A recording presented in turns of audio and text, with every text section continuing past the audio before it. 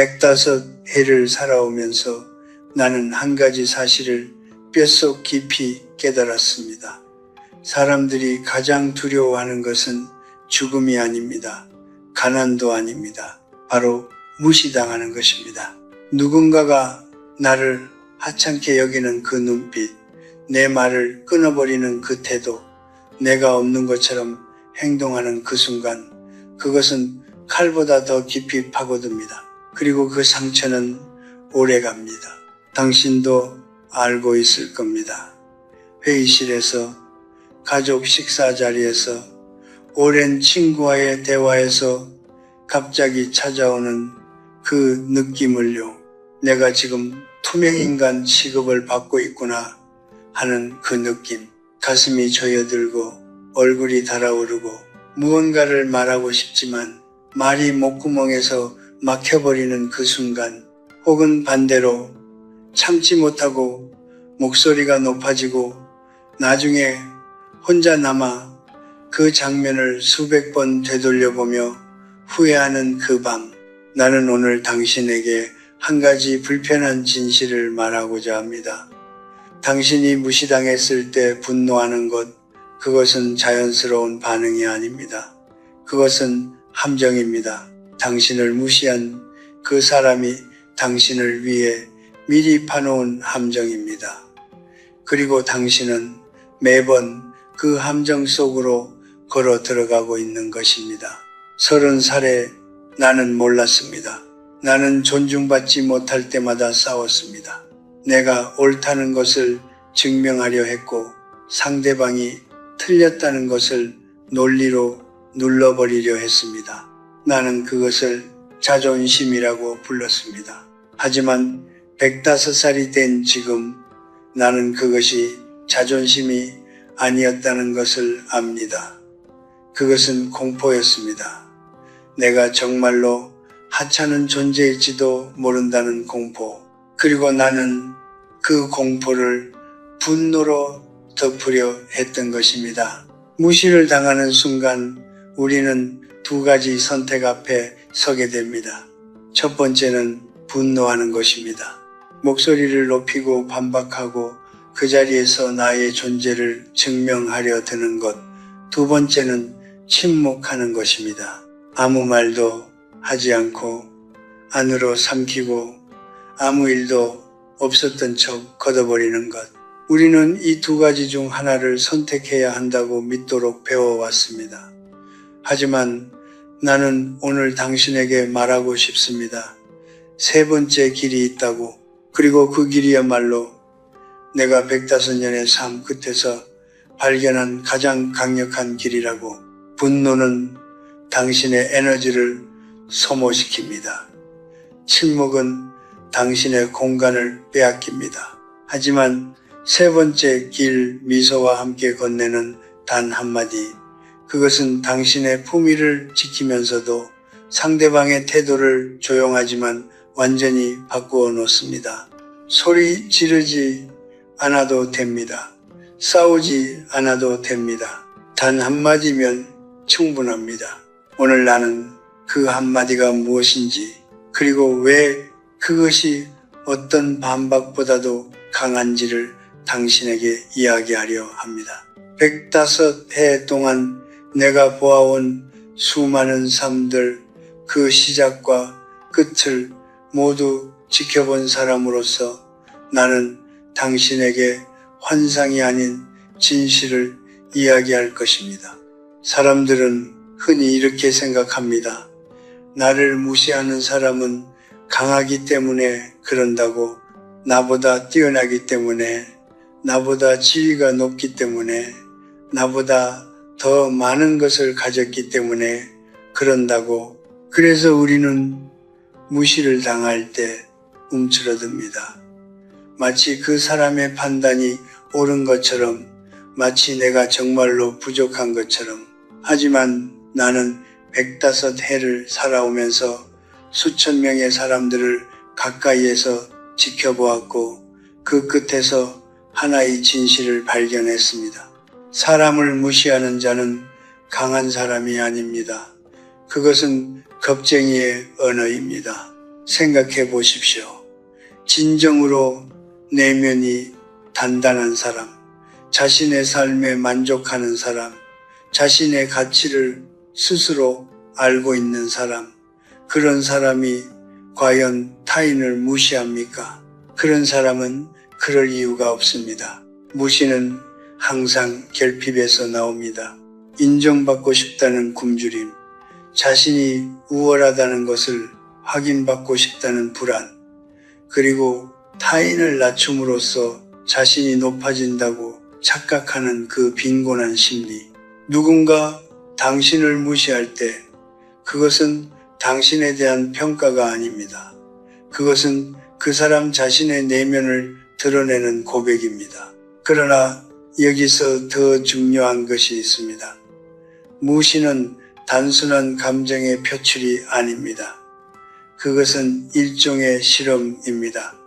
당신의 경계선이 어디에 있는지를 탐색하는 실험. 의식적이든 무의식적이든 무시하는 사람은 당신을 시험하고 있는 것입니다. 내가 이 사람을 이렇게 대해도 괜찮은가? 이 사람은 참는가? 아니면 반응하는가? 이 사람은 자신을 지킬 줄 아는가? 아니면 내 앞에서 무너지는가? 이것이 무시의 본질입니다. 그것은 판결이 아니라 질문입니다. 그리고 당신이 그 질문에 어떻게 대답하느냐가 이후의 모든 관계를 결정합니다. 당신이 분노로 대답하면 상대방은 이것을 배웁니다. 아, 이 사람은 건드리면 흥분하는구나. 감정적으로 반응하는구나. 나는 이 사람의 버튼이 어디에 있는지 알았다. 그리고 그는 그 버튼을 또다시 누를 것입니다. 당신이 침묵으로 대답하면 상대방은 이것을 배웁니다. 아, 이 사람은 아무 말도 하지 않는구나. 참는구나. 즉, 더 해도 된다. 그러면 그는 점점 더 대담해질 것입니다. 이것이 내가 수십 년 동안 수많은 관계 속에서 목격해온 패턴입니다.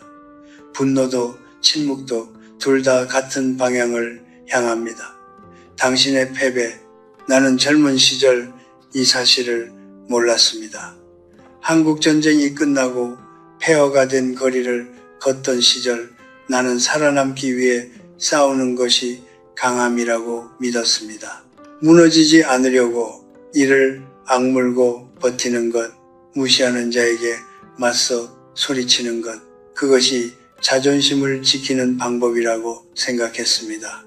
하지만 세월이 흐르고 수많은 사람들의 삶이 어떻게 흘러가는지를 지켜보면서 나는 깨달았습니다. 가장 오래 서 있는 나무는 폭풍에 맞서 싸우는 나무가 아닙니다. 뿌리가 깊어서 흔들려도 쓰러지지 않는 나무입니다. 무시를 당하는 순간 당신은 이 사실을 기억해야 합니다. 상대방이 당신을 시험하고 있다는 것을, 그리고 당신에게는 그 시험에 어떻게 답할지를 선택할 자유가 있다는 것을 분노도 아니고 침묵도 아닌 제3의 방식으로. 그 방식이 무엇인지는 이어서 이야기하겠습니다. 하지만 먼저 한 가지만 기억하십시오. 당신을 무시하는 사람은 강한 것이 아닙니다. 그는 단지 당신이 약하기를 바라고 있을 뿐입니다. 1960년대 초 내가 대학에서 철학을 가르치던 시절의 이야기입니다. 나에게는 2명의 제자가 있었습니다. 둘 다 총명했고 둘 다 성실했으며 둘 다 언젠가 큰 사람이 될 것이라고 나는 믿었습니다.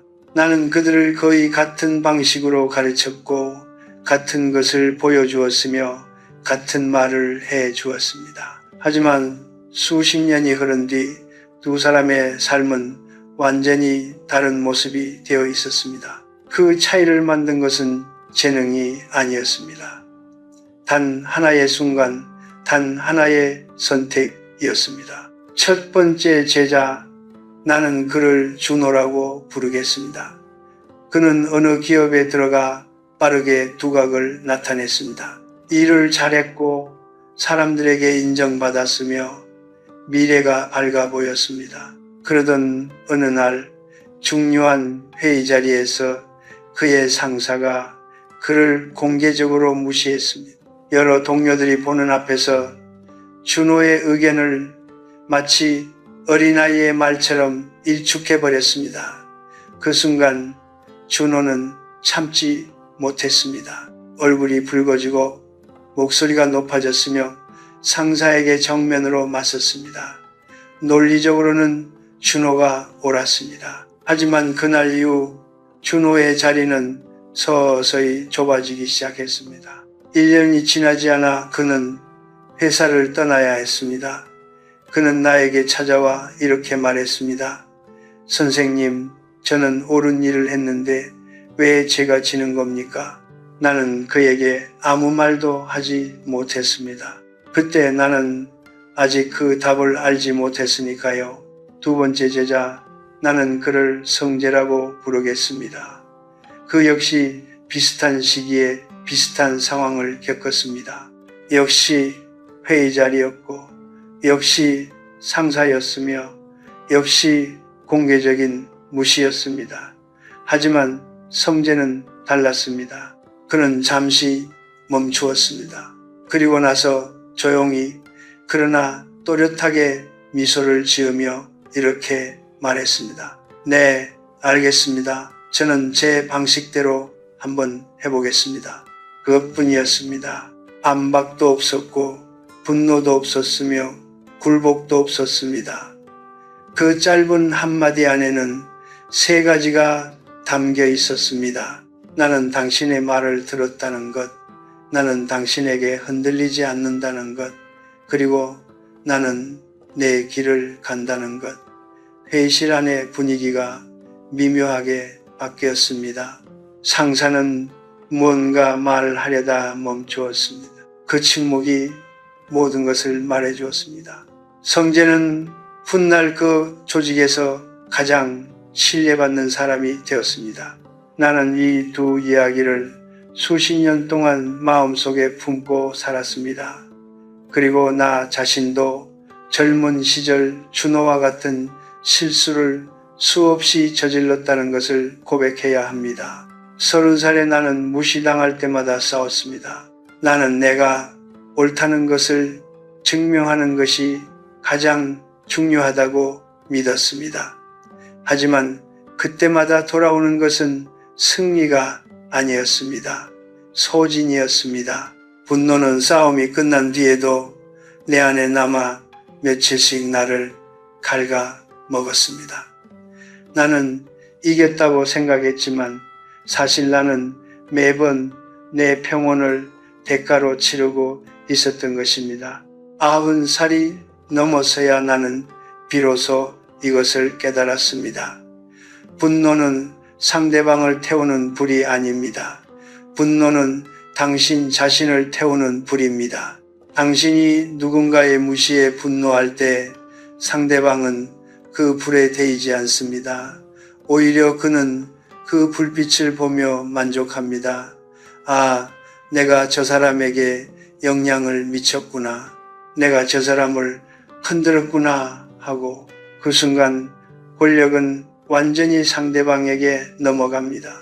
반면 성재가 보여준 것, 미소와 함께 건넨 그 짧은 한마디, 그것은 불이 아니었습니다.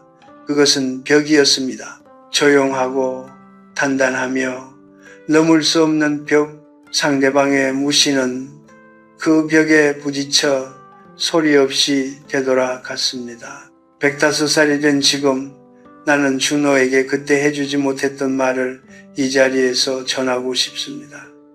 당신이 옳았다는 것은 중요하지 않습니다. 당신이 어떻게 반응했는가가 중요합니다. 왜냐하면 세상은 옳은 사람의 편이 아니라 흔들리지 않는 사람의 편이기 때문입니다. 가장 우아한 복수는 소리치는 것이 아닙니다. 미소를 지으며 자신의 길을 계속 걸어가는 것입니다. 그것이 내가 105해의 삶 끝에서 배운 가장 값비싼 교훈입니다. 장미 울타리를 본 적이 있습니까? 봄이 되면 아름다운 꽃을 피우고 향기를 내뿜으며 지나가는 사람들의 눈길을 사로잡습니다.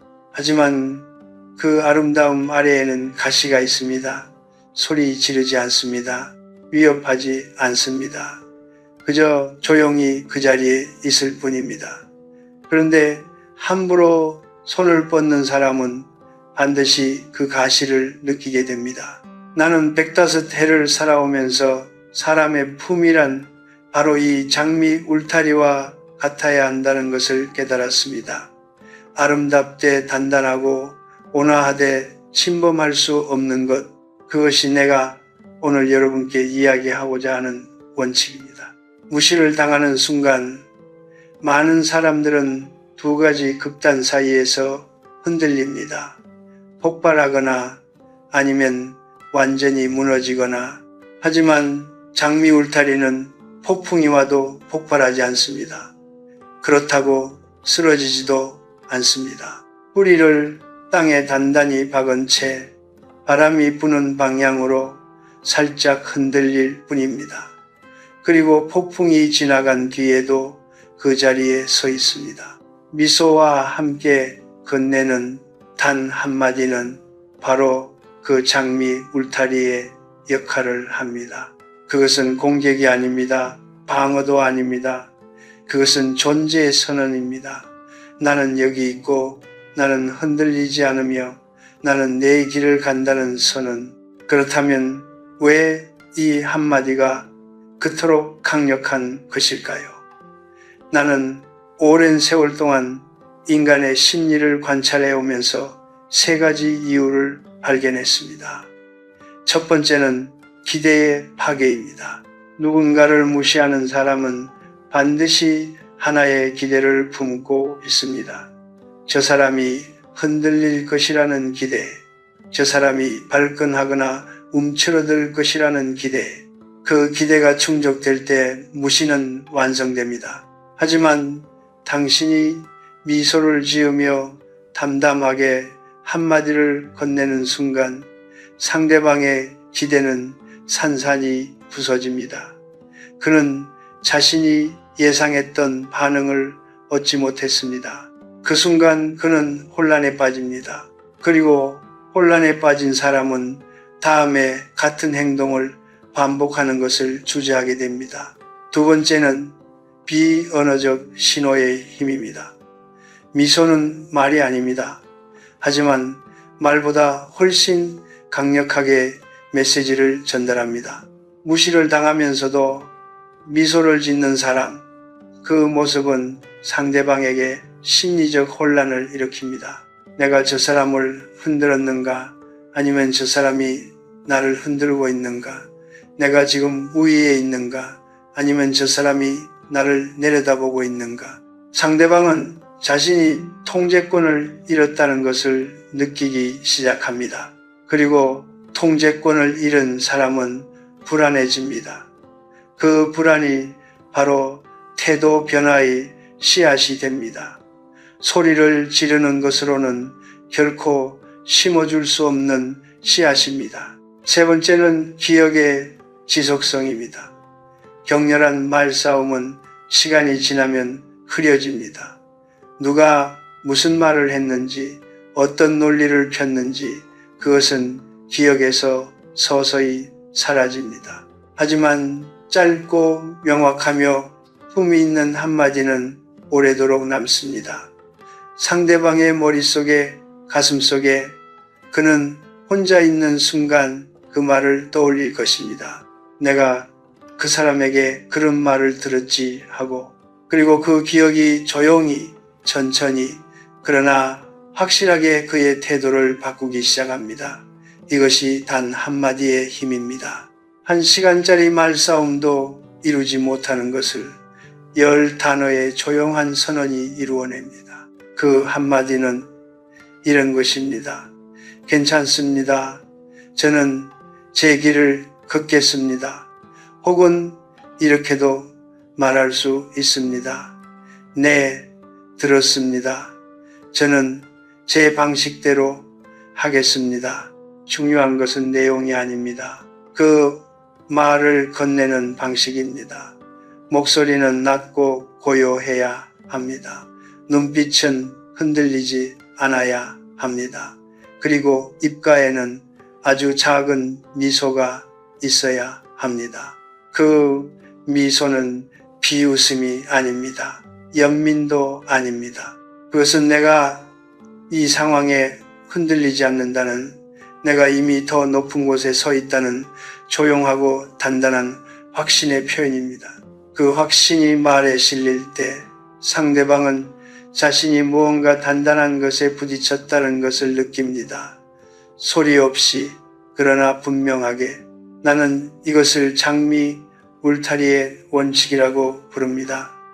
아름다움을 잃지 않으면서도 가시를 감추지 않는 것, 따뜻함을 유지하면서도 경계를 포기하지 않는 것, 그리고 누군가 그 경계를 침범하려 할 때 소리치지 않고 단지 조용히 그 가시를 보여주는 것, 그것이 105살에 내가 발견한 가장 우아하고 가장 강력한 자기 보호의 방식입니다. 105해를 살아오면서 나는 수많은 사람들이 같은 실수를 반복하는 것을 보았습니다. 무시를 당하는 순간 그들은 본능적으로 세 가지 중 하나를 선택했습니다. 설명하거나 침묵하거나 즉각 반격하거나, 그리고 그 세 가지 선택은 예외 없이 같은 결과를 낳았습니다. 상대방에게 더 많은 권력을 넘겨주는 것. 나는 오늘 여러분에게 그 세 가지가 왜 위험한지, 그리고 무엇으로 대신해야 하는지를 이야기하고자 합니다. 이것은 이론이 아닙니다.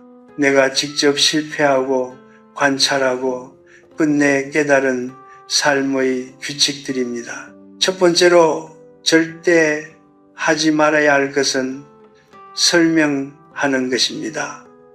무시를 당하는 순간 우리는 본능적으로 자신을 해명하려 합니다. 나는 그런 사람이 아닙니다. 내 의도는 이랬습니다. 당신이 오해한 것입니다. 이런 말들을 쏟아냅니다. 하지만 설명은 허락을 구하는 행위입니다. 설명한다는 것은 상대방의 판단이 유효하다는 것을 인정한다는 뜻입니다. 당신이 길게 설명할수록 상대방은 자신이 옳다고 느낍니다. 당신이 변명할수록 당신의 품위는 낮아집니다. 품위 있는 사람은 무시하는 자에게 자신을 증명하려 하지 않습니다. 왜냐하면 그에게는 증명이 필요하지 않기 때문입니다. 그는 이미 자신이 누구인지 알고 있습니다. 그리고 그것으로 충분합니다. 두 번째로, 절대 하지 말아야 할 것은 완전한 침묵입니다. 많은 분들이 이것을 오해합니다. 참는 것이 성숙한 것이라고, 침묵이 곧 품이라고. 하지만 아무 말도 하지 않고 삼켜버리는 침묵은 품위가 아닙니다. 그것은 포기입니다. 완전한 침묵은 상대방에게 이런 메시지를 보냅니다. 나는 이 상황을 받아들인다. 나는 이것에 저항할 의지가 없다. 당신은 계속해도 된다. 침묵이 쌓이면 관계의 균형은 서서히, 그러나 돌이킬 수 없이 기울어집니다. 그리고 어느 날 당신은 자신이 얼마나 많은 것을 빼앗겼는지를 깨닫게 됩니다. 그때는 이미 너무 늦은 경우가 많습니다. 침묵해야 할 때가 있고 말해야 할 때가 있습니다. 무시당하는 순간은 조용히 말해야 할 때입니다. 소리치는 것이 아니라 그러나 분명하게. 세 번째로, 절대 하지 말아야 할 것은 즉각적인 반격입니다. 감정이 끓어오르는 그 순간에 내뱉는 말은 거의 예외 없이 당신을 배신합니다. 분노 속에서 나온 말은 날카롭지만 정확하지 않습니다. 그것은 상대방을 향한 것처럼 보이지만 사실은 당신 자신의 내면을 드러내는 것입니다. 두려움, 상처, 인정받고 싶은 욕구, 즉각적인 반격은 이 모든 것을 상대방 앞에 펼쳐 보이는 행위입니다. 그 순간 당신은 자신의 가장 취약한 부분을 적에게 보여주는 것입니다. 나는 젊은 시절 이 실수를 수도 없이 반복했습니다. 그리고 매번 싸움이 끝난 뒤에 남는 것은 승리감이 아니라 공허함이었습니다. 그렇다면 대신 무엇을 해야 하는가? 첫 번째는 미소를 방패로 삼는 것입니다. 이것은 상대방에게 잘 보이려는 미소가 아닙니다. 내가 이 상황에 지배당하지 않는다는 것을 나 자신에게 확인시켜주는 미소입니다. 미소를 짓는 순간 당신의 신체는 전투 모드에서 벗어납니다. 심장 박동이 느려지고 목소리가 안정되며 생각이 맑아집니다.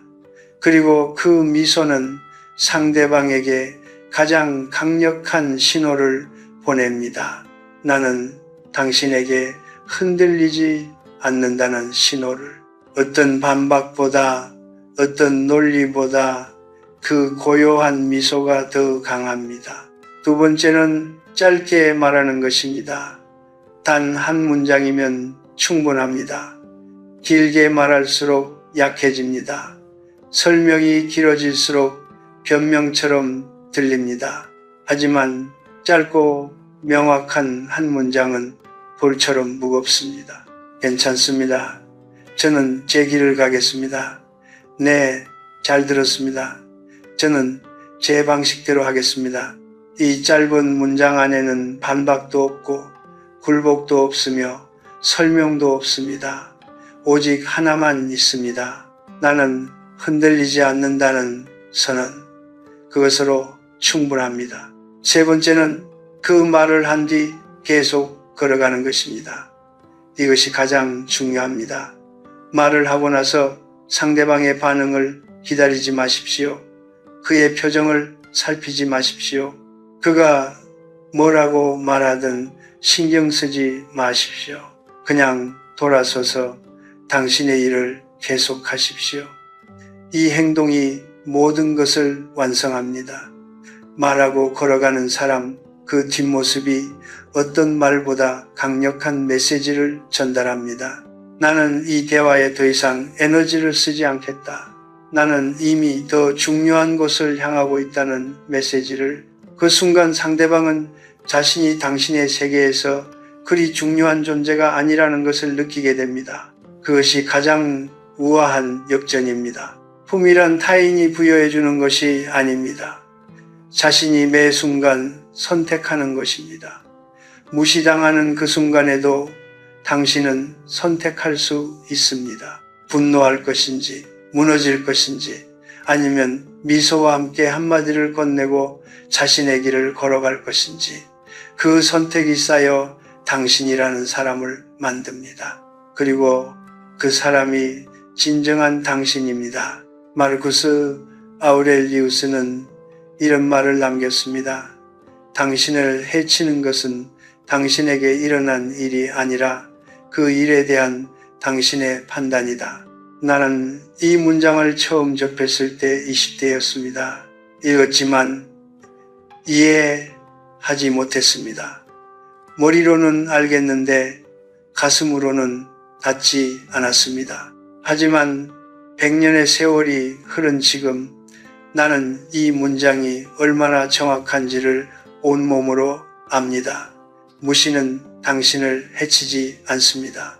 무시당했다는 당신의 해석이, 그리고 그 해석에 따른 당신의 반응이 당신을 해칩니다. 이것을 이해하는 순간 모든 것이 달라집니다. 평정심이란 무엇입니까? 많은 사람들이 이것을 오해합니다. 평정심이란 감정이 없는 상태가 아닙니다. 아무것도 느끼지 못하는 무감각함이 아닙니다. 무시를 당해도 아무렇지 않은 척하는 연기는 더더욱 아닙니다. 평정심이란 감정의 파도가 밀려와도 그 파도에 휩쓸리지 않는 것입니다. 파도는 옵니다. 당신도 느낍니다. 하지만 당신은 그 파도 위에 서 있는 것이 아니라 파도가 지나가는 것을 바라보는 깊은 바닷속에 있습니다. 흔들리되 뿌리가 뽑히지 않는 것, 그것이 진정한 평정심입니다. 그리고 그 평정심이야말로 어떤 권력보다 강한 힘입니다. 왜 평정심이 권력입니까? 우리는 흔히 권력을 목소리가 크거나 지위가 높거나 재력이 있거나 또는 많은 사람이 따르는 것이라고 생각합니다. 하지만 내가 105해 동안 지켜본 바로는 가장 오래가는 권력은 언제나 내면에서 나왔습니다. 흔들리지 않는 사람 앞에서 사람들은 본능적으로 멈춥니다. 고함치지 않는 사람 앞에서 사람들은 오히려 귀를 기울입니다. 자신의 감정을 통제하는 사람 앞에서 사람들은 자신도 모르게 경계를 낮춥니다. 그것은 두려움이 만들어내는 복종이 아닙니다. 그것은 존경이 만들어내는 신뢰입니다. 그리고 그 신뢰는 어떤 위협으로도 빼앗을 수 없습니다. 노자는 말했습니다. 남을 아는 자는 지혜롭고 자신을 아는 자는 밝다. 남을 이기는 자는 힘이 있고 자신을 이기는 자는 강하다. 나는 젊은 시절 남을 이기려 했습니다. 논쟁에서 이기려 했고 평가에서 앞서려 했으며 타인의 시선 속에서 나의 가치를 찾으려 했습니다. 하지만 세월이 흐르면서 나는 깨달았습니다. 진짜 싸움은 밖에 있지 않다는 것을. 진짜 싸움은 언제나 내 안에 있었습니다. 무시를 당해도 흔들리지 않을 수 있는가? 인정받지 못해도 스스로를 존중할 수 있는가? 혼자 있어도 외롭지 않을 수 있는가? 이 싸움에서 이기는 사람이 진정으로 강한 사람입니다. 고독에 대해 이야기하고 싶습니다. 우리 시대의 고독은 종종 실패의 증거처럼 여겨집니다. 친구가 없는 것, 혼자 있는 것, 타인에게 필요한 존재가 되지 못하는 것, 이것을 사람들은 두려워합니다. 그래서 무시를 당해도 참습니다. 관계에서 상처를 받아도 붙들려 합니다. 자신의 경계를 포기하면서까지 연결되어 있으려 합니다. 하지만 나는 오늘 여러분에게 말하고 싶습니다. 고독을 견디는 능력이야말로 가장 강력한 자기 보호의 수단이라고. 혼자 있어도 무너지지 않는 사람은 타인에게 의존할 필요가 없습니다. 타인에게 의존하지 않는 사람은 타인의 무시에 흔들릴 이유가 없습니다. 고독은 결핍이 아닙니다.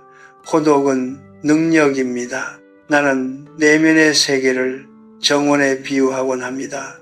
그 정원은 당신만의 것입니다. 그 안에는 당신이 소중히 여기는 것들이 있습니다. 당신의 가치관, 당신의 기업, 당신이 사랑하는 것들, 그리고 당신이 되고자 하는 사람의 모습, 이 정원을 가꾸는 사람은 무시를 당해도 두렵지 않습니다. 왜냐하면 그 정원은 타인의 평가와 무관하게 존재하기 때문입니다.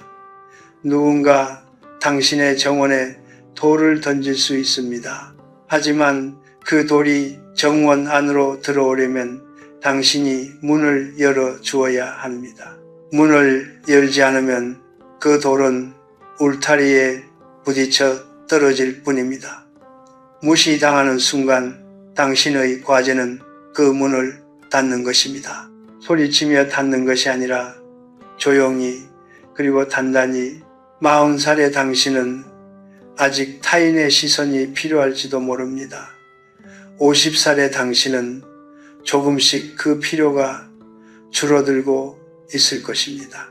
그리고 예순이 넘으면 진정으로 자유로워질 기회가 찾아옵니다. 타인이 나를 어떻게 보느냐가 아니라 내가 나를 어떻게 보느냐가 삶의 중심이 되는 그 자유. 105살의 나는 지금 그 자유 안에 있습니다. 그리고 나는 여러분에게 말하고 싶습니다.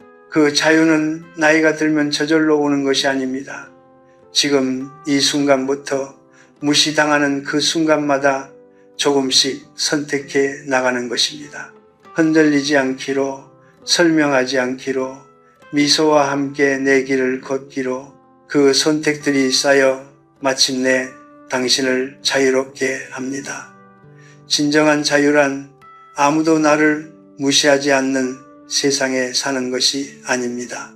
누군가 나를 무시해도 그것이 더 이상 나에게 닿지 않는 상태, 그것이 자유입니다. 오늘 이 이야기를 마치기 전에 나는 한 가지를 고백하고 싶습니다. 나는 완벽한 사람이 아니었습니다. 무시를 당할 때마다 평정심을 유지한 사람이 아니었습니다. 나도 분노했고, 나도 상처받았으며, 나도 밤새 뒤척이며 그 장면을 수백 번 되새긴 사람입니다. 내가 오늘 여러분께 드린 이 이야기들은 처음부터 내가 알고 있던 지혜가 아닙니다.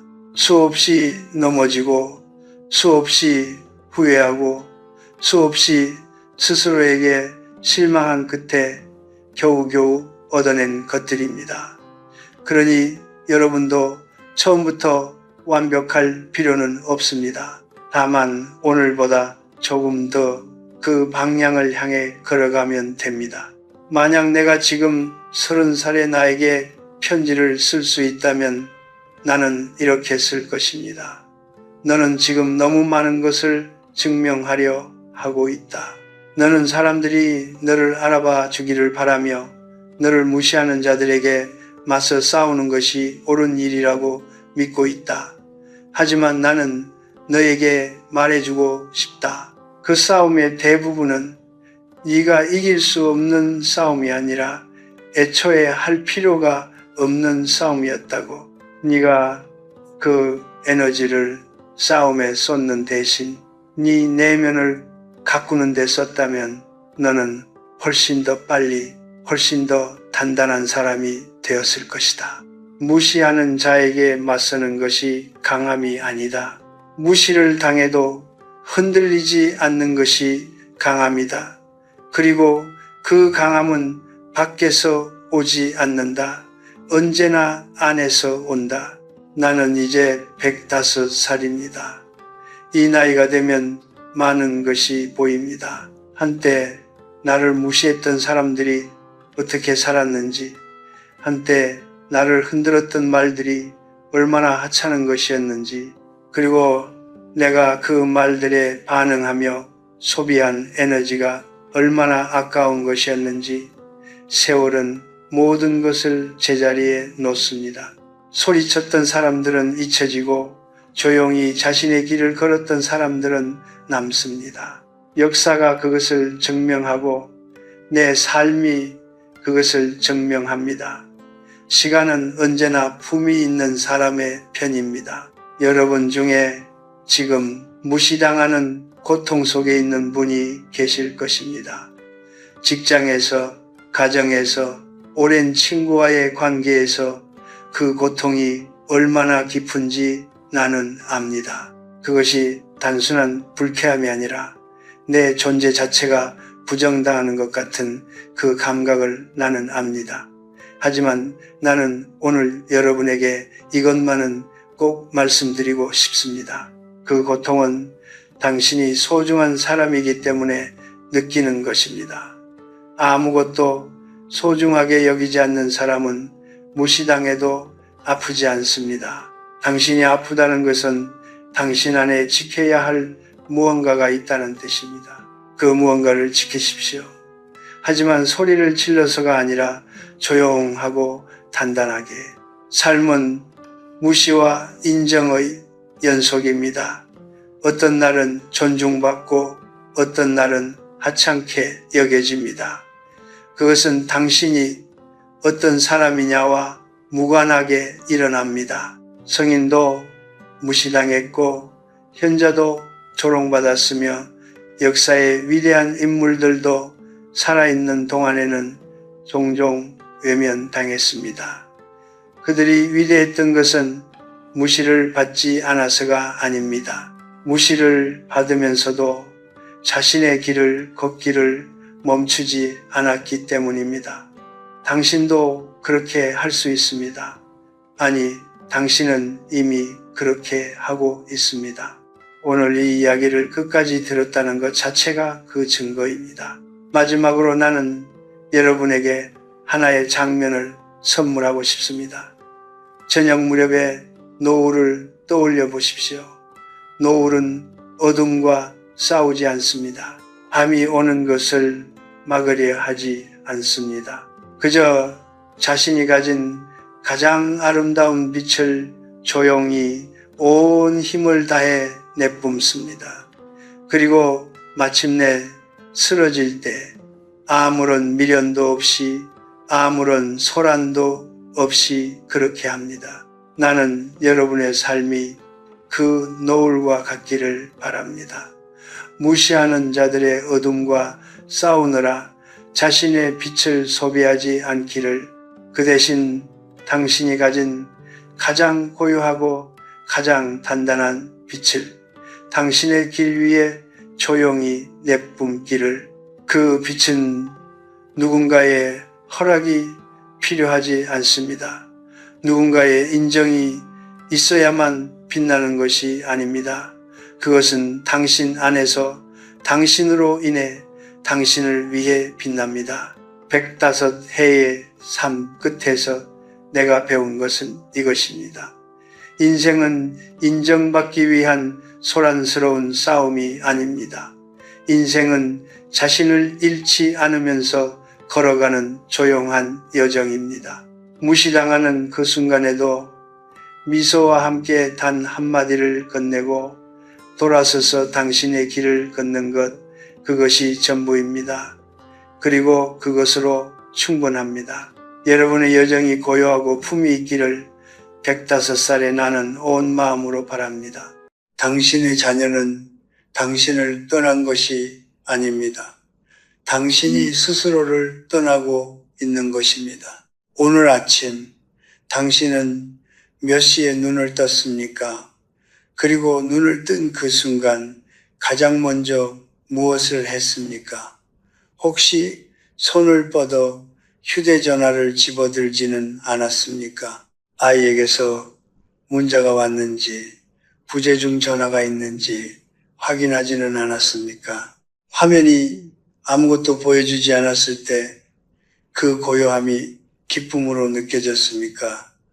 아니면 작은 상처처럼 느껴졌습니까? 저는 105년을 살았습니다. 2번의 전쟁을 겪었고, 가난을 알았고, 사랑하는 사람들을 먼저 보냈습니다.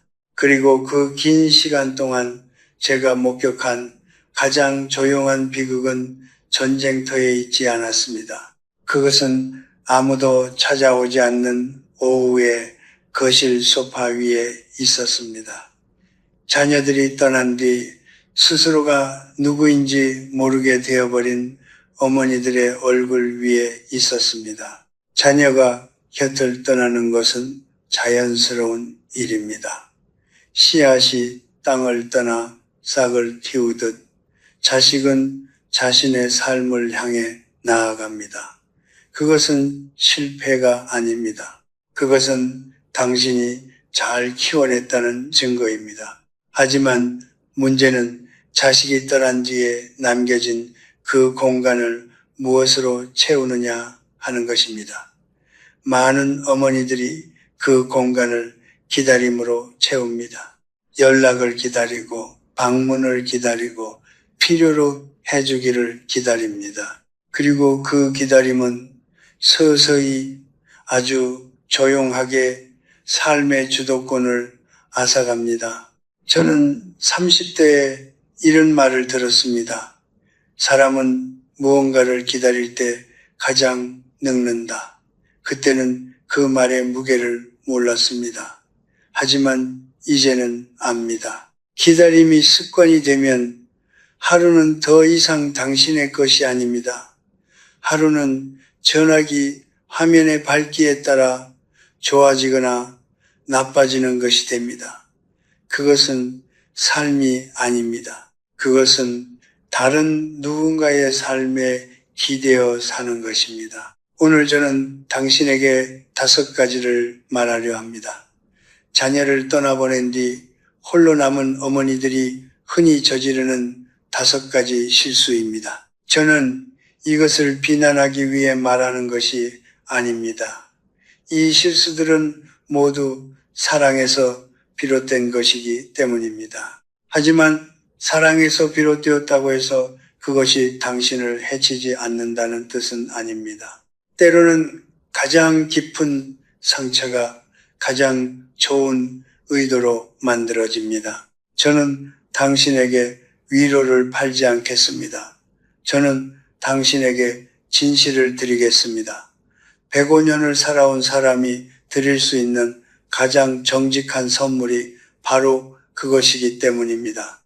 그리고 그 진실의 핵심은 이것입니다. 당신의 품격은 자녀가 얼마나 자주 전화를 거느냐에 달려있지 않습니다. 그것은 당신이 스스로를 얼마나 소중히 여기느냐에 달려있습니다.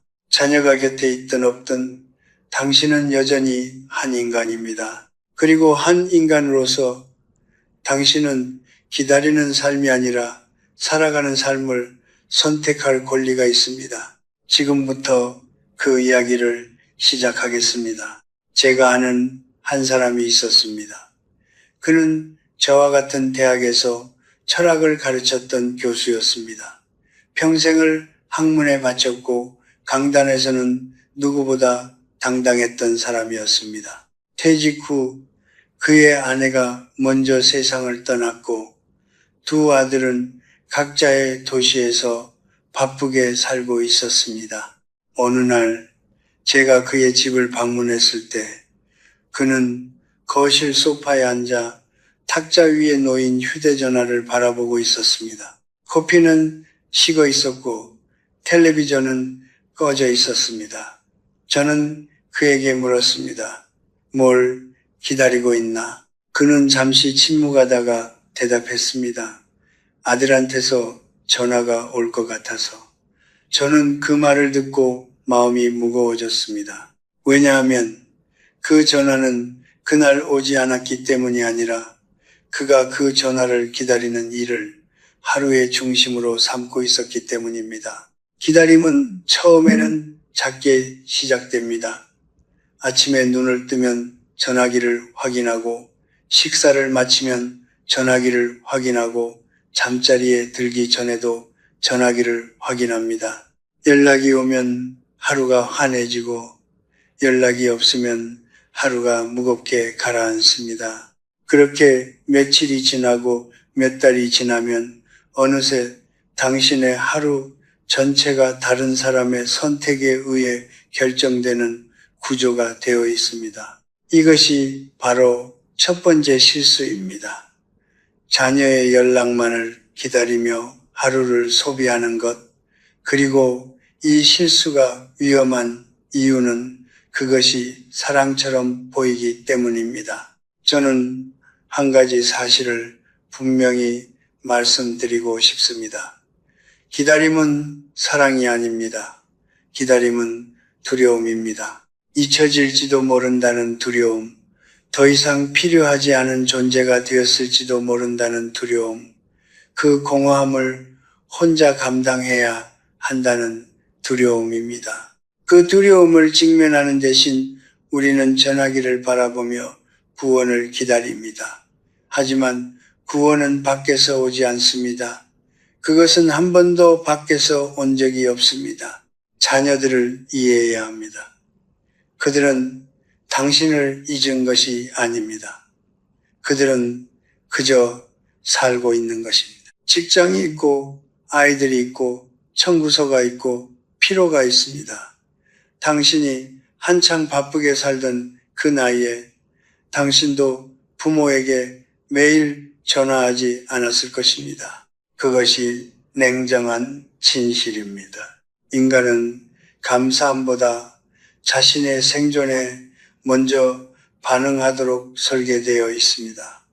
이것은 비난이 아닙니다. 이것은 인간의 본성입니다. 그리고 그 본성을 이해할 때 비로소 우리는 기대라는 감옥에서 나올 수 있습니다. 제가 90세가 넘었을 때 깨달은 것이 있습니다. 하루를 온전히 자신의 것으로 만드는 사람이 가장 품위 있게 늙는다는 것입니다. 아침에 눈을 떴을 때 그 하루의 첫 번째 주인이 자기 자신이어야 합니다. 전화기가 아니라 창문 너머의 아침 햇살을 먼저 바라보십시오. 연락을 기다리기 전에 오늘 당신이 하고 싶은 것이 무엇인지를 먼저 물어보십시오. 산책이든 책 한 페이지든 따뜻한 차 한 잔이든 상관없습니다. 중요한 것은 그 하루의 시작이 당신의 선택으로 열려야 한다는 것입니다. 시간은 채워지는 것이 아닙니다. 시간은 사라지는 것입니다. 전화를 기다리며 소비된 하루와 자신을 위해 무언가를 선택하며 살아낸 하루는 표면적으로는 비슷해 보일 수 있습니다. 하지만 그 두 하루가 쌓이면 전혀 다른 삶이 됩니다. 하나는 점점 좁아지는 삶이고 하나는 점점 깊어지는 삶입니다. 당신은 지금 어떤 하루를 살고 있습니까? 전화기를 내려놓으십시오. 자녀는 당신이 전화기를 놓는다고 해서 당신을 덜 사랑하지 않습니다. 오히려 자신의 삶을 주체적으로 살아가는 어머니를 자녀들은 더 편안하게 생각합니다. 당신이 행복하면 그들도 덜 미안합니다. 당신이 기다리고 있다는 사실을 알면 그들은 죄책감을 느낍니다. 그리고 죄책감은 사랑을 가깝게 만드는 것이 아니라 서서히 멀어지게 만듭니다. 이것이 기다림이 낳는 역설입니다. 하루의 주인이 되십시오. 그것이 품격의 시작입니다. 저는 괜찮아요. 이 네 글자가 얼마나 많은 것을 감추고 있는지 저는 오랜 시간을 살면서 배웠습니다. 병원에 가야 할 몸을 이끌고도 괜찮다고 하는 어머니, 밤새 잠을 이루지 못하면서도 별일 없다고 하는 어머니, 가슴속에 외로움이 가득 차 있으면서도 나는 원래 이런 사람이라고 말하는 어머니, 저는 그런 분들을 수없이 보아왔습니다. 그리고 그분들이 공통적으로 향하는 끝을 저는 알고 있습니다. 괜찮지 않은 것들이 너무 오랫동안 쌓이면 어느 날 갑자기 감당할 수 없는 무게로 터져 나옵니다. 그리고 그 폭발의 방향은 언제나 가장 가까운 사람을 향합니다. 대부분의 경우 그것은 자녀입니다.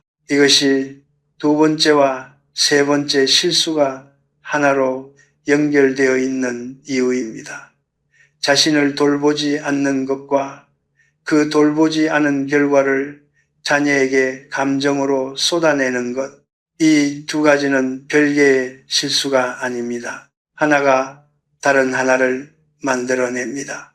댐이 오랫동안 균열을 방치하면 결국 무너지듯 감정도 오랫동안 눌려 있으면 반드시 터지는 순간이 옵니다. 동양의 어머니들은 오래전부터 자기 희생을 미덕으로 배워왔습니다. 자신보다 자녀를 먼저, 자신보다 가족을 먼저, 그 마음은 아름답습니다.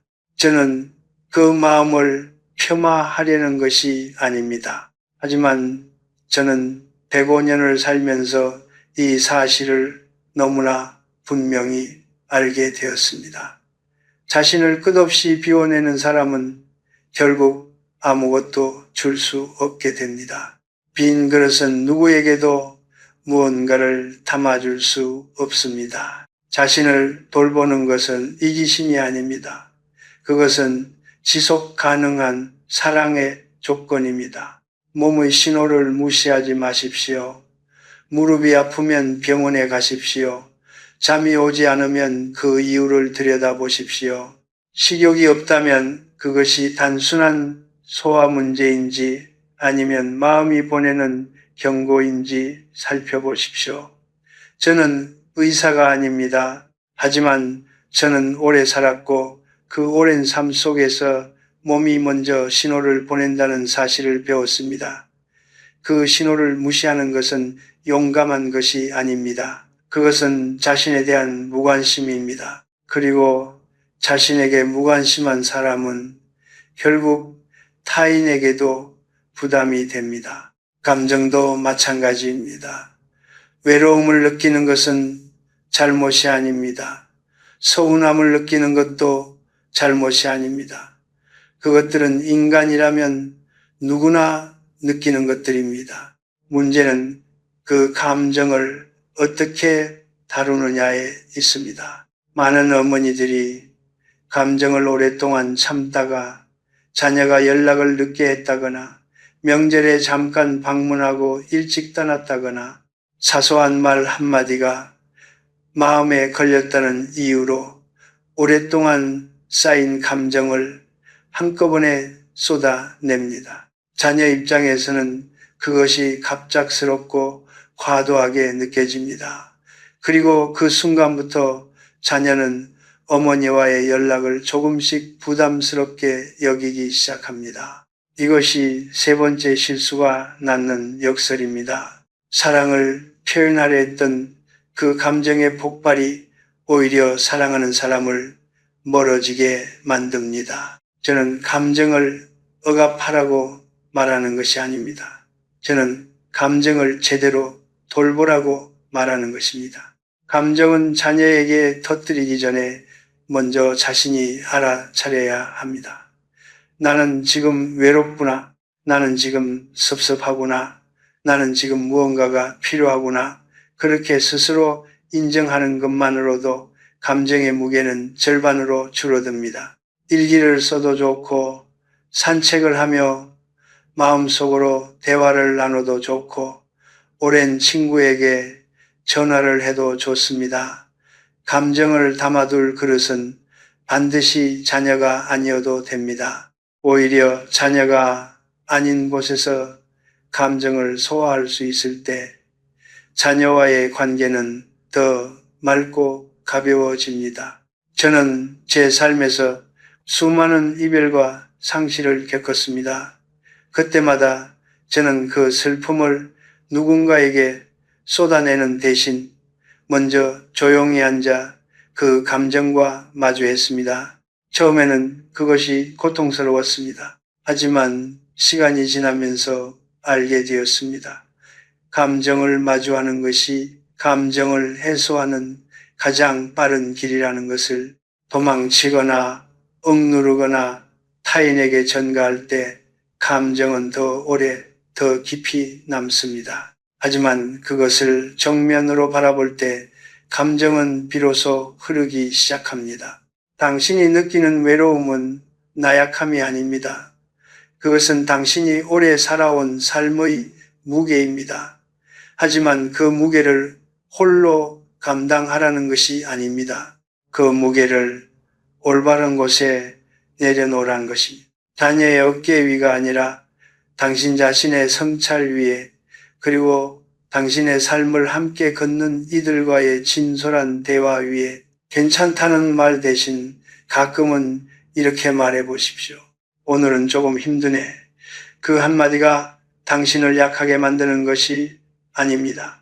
그것이 당신을 더 인간답게, 더 진실하게 만듭니다. 자신을 돌보는 것이 먼저입니다.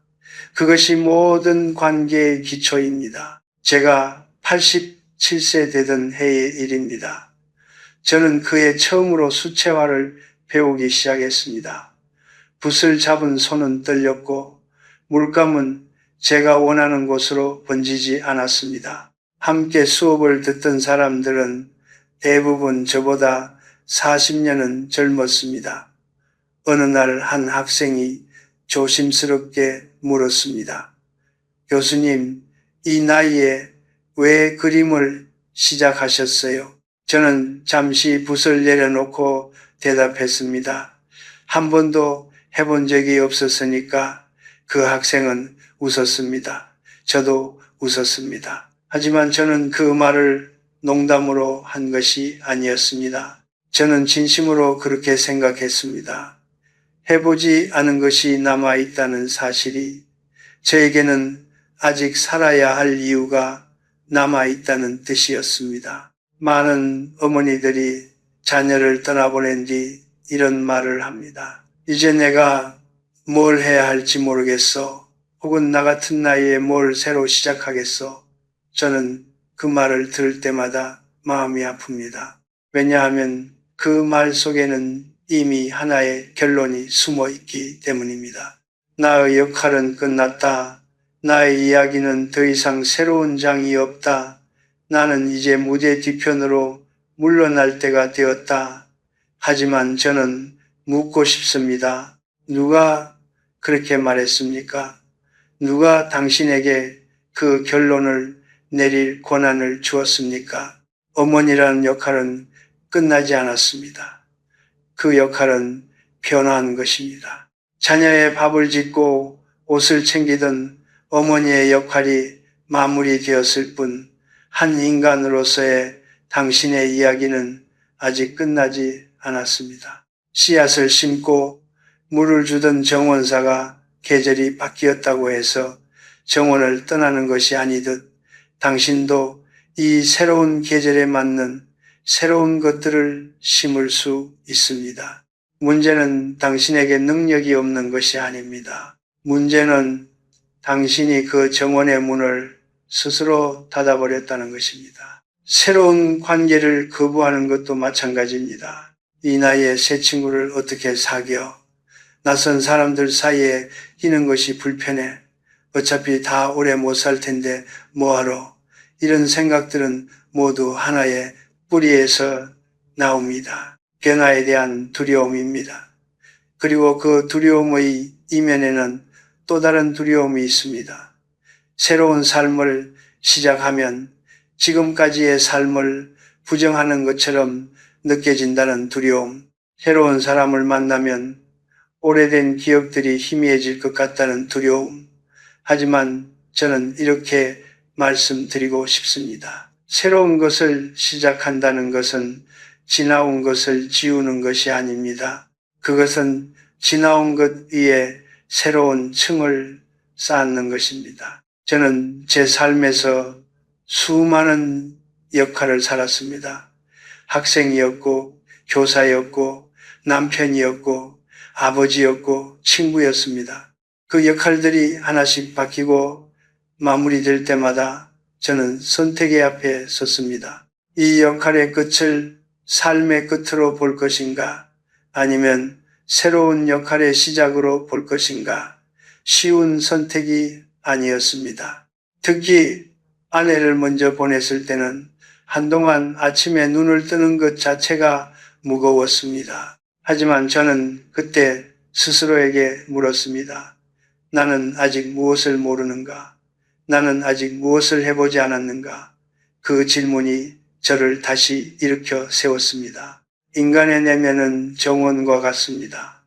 아무것도 심지 않으면 땅은 스스로 굳어갑니다. 처음에는 잡초조차 나지 않던 것이 시간이 지나면 돌처럼 단단해져서 나중에는 아무리 씨앗을 뿌려도 뿌리를 내리지 못하게 됩니다. 지금 당장 크고 화려한 것을 시작할 필요는 없습니다. 작은 것으로 충분합니다. 도서관에서 오랫동안 읽고 싶었던 책 한 권을 빌리는 것, 동네 문화센터에서 열리는 강좌를 한번 기웃거려 보는 것, 매일 아침 같은 시간에 같은 길을 걷다가 새로운 골목으로 방향을 틀어보는 것, 그 작은 선택들이 굳어진 땅을 다시 부드럽게 만들기 시작합니다. 당신이 새로운 것을 시작하기를 두려워하는 것은 어쩌면 당신이 그것을 완벽하게 해내야 한다고 생각하기 때문일지도 모릅니다. 하지만 저는 87세에 수채화를 시작했고 지금도 저는 그림을 잘 그리지 못합니다. 그래도 괜찮습니다. 잘하기 위해 시작하는 것이 아니기 때문입니다. 살아있기 위해 시작하는 것이기 때문입니다. 완성도가 아니라 과정이 당신을 살아있게 만듭니다. 결과가 아니라 시도가 당신의 하루에 의미를 부여합니다. 어머니라는 역할이 마무리된 것은 당신 이야기의 끝이 아닙니다. 그것은 당신이 오롯이 당신 자신으로서 살아갈 수 있는 시간이 비로소 시작되었다는 신호입니다. 평생 타인을 위해 살아온 당신이 이제 처음으로 자신을 위해 살아도 된다는 허락이 내려진 것입니다. 그 허락을 받아들이십시오. 그것은 이기적인 것이 아닙니다. 그것은 당신이 이 긴 삶을 살아온 것에 대한 당연한 보상입니다. 정원의 문을 다시 여십시오.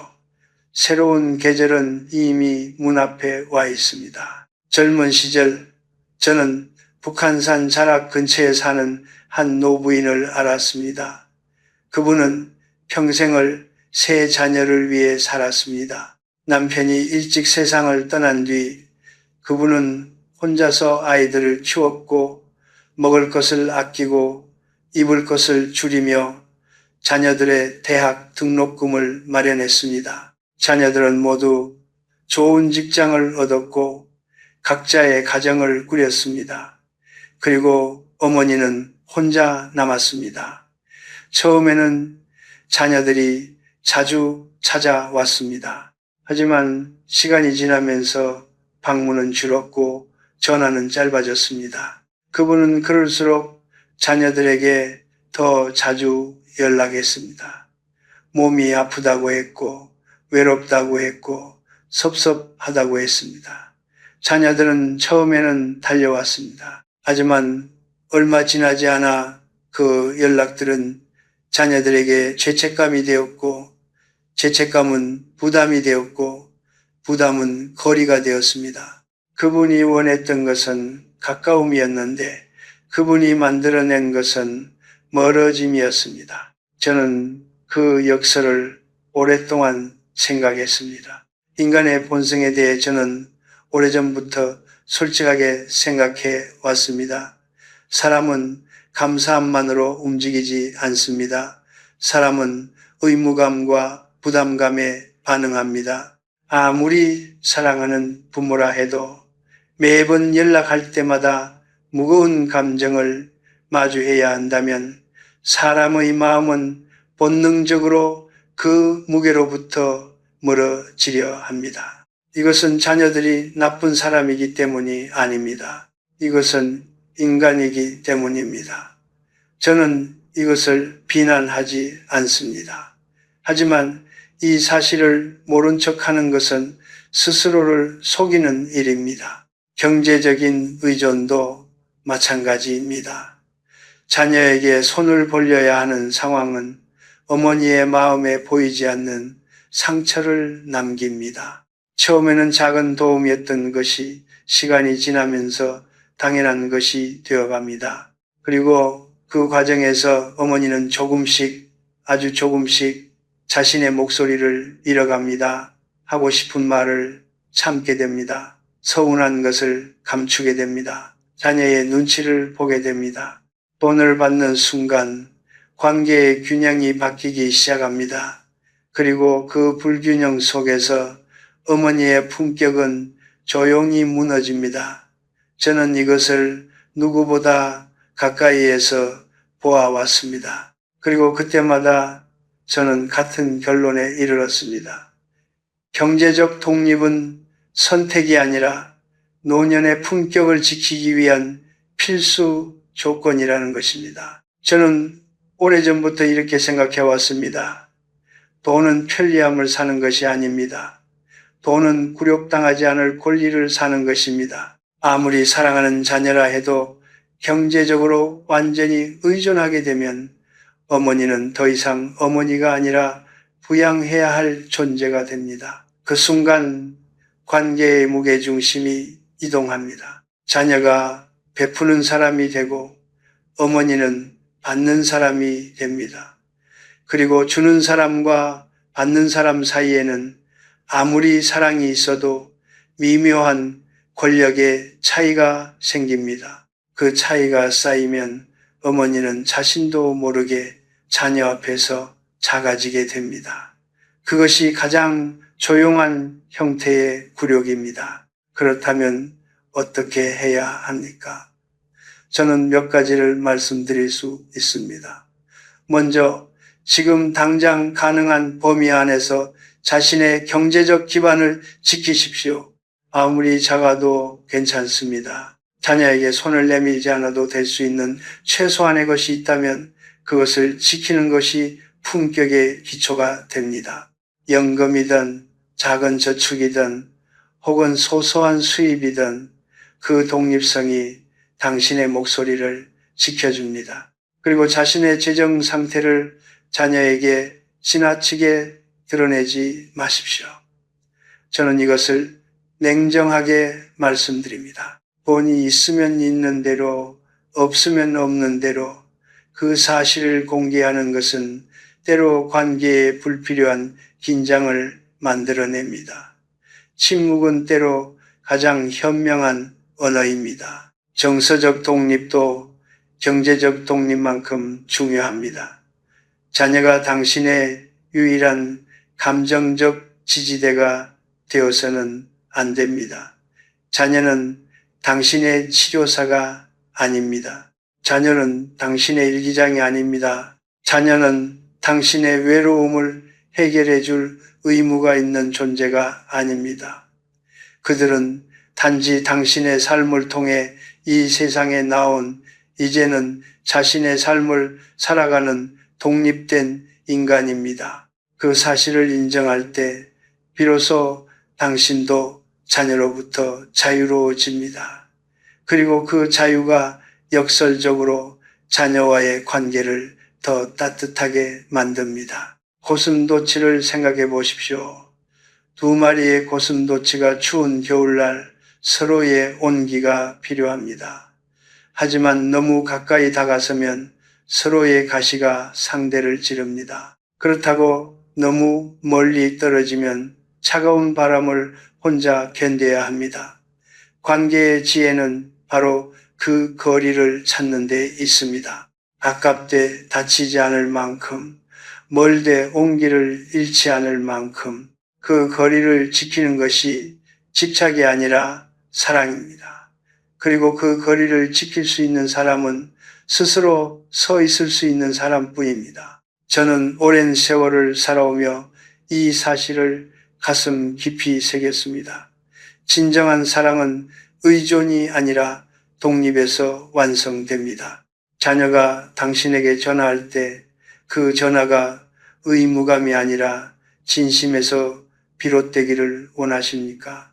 그렇다면 자녀가 당신에게 전화하지 않아도 당신이 괜찮을 수 있어야 합니다. 자녀가 자주 찾아오기를 원하십니까? 그렇다면 자녀가 찾아왔을 때 무거운 감정 대신 따뜻한 공기가 맞이해야 합니다. 자녀가 당신을 존경하기를 원하십니까? 그렇다면 자녀 앞에서 당신이 먼저 스스로를 존중해야 합니다. 독립은 차가운 것이 아닙니다. 독립은 가장 따뜻한 형태의 사랑입니다. 스스로 설 수 있는 어머니 곁에 자녀들은 의무가 아니라 그리움으로 돌아옵니다. 저는 오늘 아침에도 창문을 열었습니다. 찬 공기가 방 안으로 들어왔고 저는 잠시 그 공기를 느꼈습니다. 105년을 살아오면서 저는 수없이 많은 아침을 맞이했습니다. 전쟁의 포화 속에서 맞이한 아침도 있었고 사랑하는 사람을 잃고 난 다음날 아침도 있었고 아무것도 가진 것이 없던 시절의 아침도 있었습니다. 그리고 오늘 이 나이에 맞이하는 이 아침도 있습니다. 돌이켜보면 그 모든 아침들이 저를 여기까지 데려왔습니다. 아무것도 빠짐없이, 아무것도 헛되이 쓰이지 않고 오늘 저는 5가지 이야기를 했습니다. 기다림에 대해, 자기 돌봄에 대해, 감정의 무게에 대해, 새로운 시작에 대해, 그리고 독립에 대해. 이 5가지는 서로 다른 이야기처럼 보이지만 사실 하나의 뿌리에서 나온 것입니다. 그것은 바로 이것입니다. 당신의 삶은 여전히 당신의 것이라는 사실. 자녀가 떠난 뒤에도, 배우자가 먼저 세상을 떠난 뒤에도, 몸이 예전 같지 않은 지금 이 순간에도 당신의 삶은 당신에게 속해 있습니다. 그 사실을 잊지 마십시오. 많은 사람들이 노년을 잃어가는 시간으로 봅니다. 건강을 잃고, 역할을 잃고, 사람들을 잃고, 결국 자신을 잃어가는 시간. 하지만 저는 다르게 생각합니다. 저는 노년이야말로 인생에서 처음으로 진짜 자신을 만날 수 있는 시간이라고 생각합니다. 젊은 시절에는 너무 바빴습니다. 살아남아야 했고, 증명해야 했고, 이루어야 했습니다. 하지만 지금은 다릅니다. 지금은 그 모든 소란이 가라앉고 비로소 조용히 앉아 자신에게 물어볼 수 있는 시간입니다. 나는 무엇을 좋아하는가? 나는 어떤 사람인가? 나는 어떻게 살고 싶은가? 저녁 하늘의 노을을 생각해 보십시오. 노을은 아침 해와 경쟁하지 않습니다.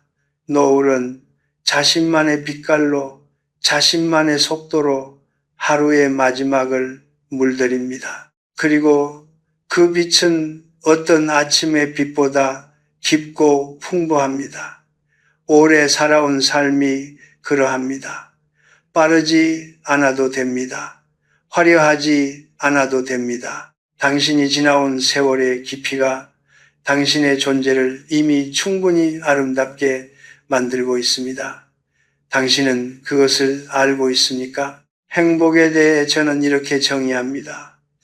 행복이란 가진 것을 욕망으로 나눈 값입니다. 더 많이 가지려 할수록 행복은 멀어집니다. 하지만 욕망을 줄일수록 지금 가진 것으로 충분해집니다. 자녀의 잦은 연락이 아니어도 됩니다. 남들이 부러워하는 노후가 아니어도 됩니다. 매일 아침 창문을 열고 신선한 공기를 마실 수 있는 것, 좋아하는 차 한 잔을 천천히 마실 수 있는 것, 오늘 하루를 자신의 의지로 시작할 수 있는 것, 그것으로 충분합니다. 아니, 그것이 이미 풍요입니다. 이 사실을 깨닫는데 저는 거의 평생이 걸렸습니다. 부디 당신은 저보다 조금 더 일찍 깨달으시기를 바랍니다. 침묵에 대해서도 한 가지 드리고 싶은 말이 있습니다.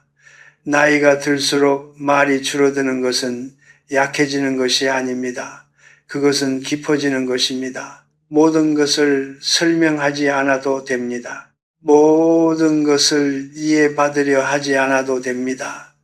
자신의 재정을, 자신의 계획을, 자신의 감정을 모두 꺼내 보일 필요가 없습니다.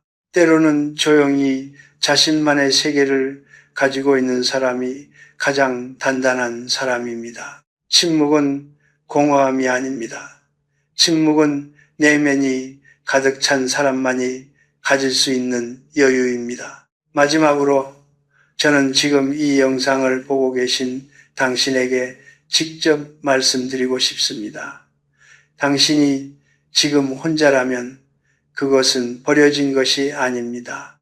당신이 지금 외롭다면 그것은 약한 것이 아닙니다. 당신이 지금 무언가를 잃은 것 같은 느낌이 든다면 그것은 끝이 아닙니다. 외로움은 견뎌야 할 형벌이 아니라 자신과 깊이 만날 수 있는 능력입니다. 그 고요함 속에서 당신은 평생 바빠서 미처 만나지 못했던 자기 자신을 비로소 만날 수 있습니다. 그 만남이 두렵지 않기를 바랍니다. 오히려 그 만남을 기대하시기를 바랍니다. 자녀를 사랑하십시오. 하지만 자녀에게 기대지 마십시오. 자녀와 가까이 있고 싶다면 먼저 스스로 서 있을 수 있어야 합니다. 건강을 지키십시오. 작은 것이라도 경제적 독립을 유지하십시오. 새로운 것을 두려워하지 마십시오. 감정을 억누르지 말고 올바른 방식으로 돌보십시오. 그리고 무엇보다 매일 아침 거울을 보며 이렇게 말하십시오. 나는 오늘도 살아있다. 나는 오늘도 선택할 수 있다. 나는 오늘도 충분히 괜찮은 사람이다. 삶은 소란스러운 축제가 아닙니다. 삶은 조용한 계속입니다. 어제보다 오늘이, 오늘보다 내일이 반드시 더 화려할 필요는 없습니다. 하지만 어제보다 오늘이, 오늘보다 내일이 조금 더 자신에게 솔직하고 조금 더 자신을 사랑하는 날이 된다면 그것으로 충분합니다. 그것이 품격 있는 노년입니다. 그것이 진짜 어른의 삶입니다. 당신의 남은 계절이 따뜻하기를 바랍니다.